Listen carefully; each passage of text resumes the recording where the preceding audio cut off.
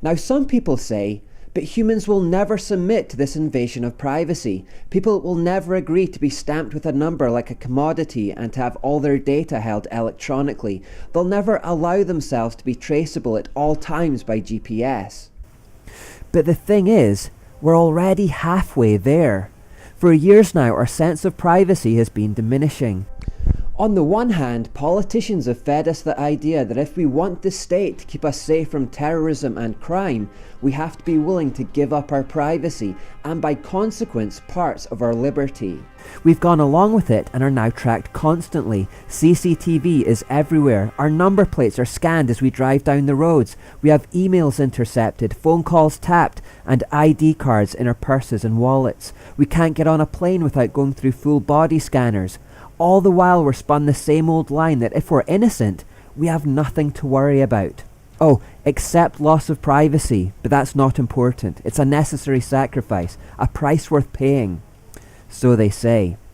On the other hand, we increasingly give up our privacy willingly because our ever more technologically integrated lives demands it. Take social networking sites like Facebook and Twitter for example. People will now post every detail of their lives online for their friends and sometimes all the world to see.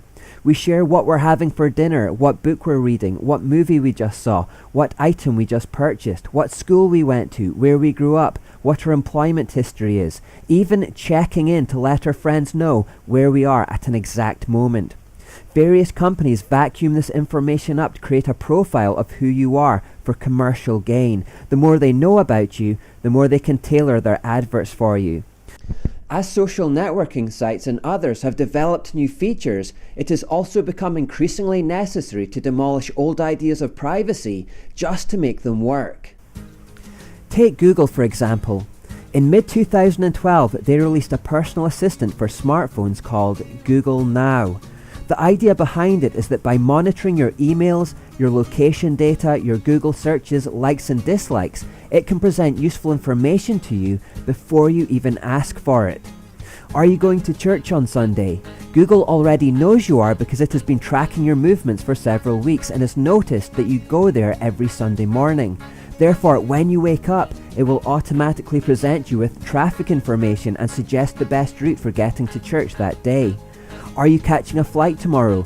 Google already knows you are because it has mined your search data and emails, including the one the airline sent to confirm your reservation.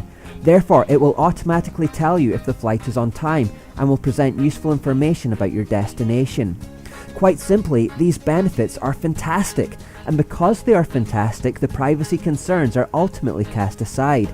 Sure, we'll let Google know everything about us because they're giving us such great features in return. That's not to say that we don't feel slightly uneasy about what we're doing. With each new abolition of privacy, there is generally a small flurry of protest from users.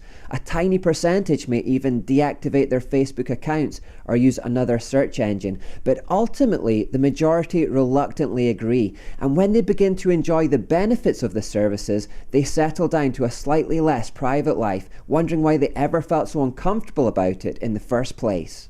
Indeed, it's fair to say that whenever the perceived benefits of services outweigh privacy concerns, it won't be long before those privacy concerns are forgotten. Facebook founder Mark Zuckerberg said as far back as 2010 that privacy was no longer a social norm. He said, "People have really gotten comfortable not only sharing more information and different kinds, but more openly and with more people. That social norm is just something that has evolved over time." The social norm is changing. The younger generations and the generations to come will grow up having never known a time before Facebook, Google or the internet, and so their esteem for privacy will already be highly diminished. You could even level that accusation at our generation. As such, it will be increasingly easy to convince people of the benefits of a data tattoo that can communicate with the world around them, especially if you need one to pay bills or to get a job. Those who believe in Christ will be the only ones who will reject this move. They will understand that to take this mark, to become a part of this economy, to become a part of this society, to worship the beast and submit to his rulership and authority as a Messiah under a global one world government, is to reject Jesus Christ, the one true Messiah. they will understand that to do so is a betrayal that will lead to terrible judgment. Therefore, believers left on earth at this time will refuse it and either live as outcasts or face death for their treason. In the meantime, Christians must stand against the development of the one world order which is happening even now.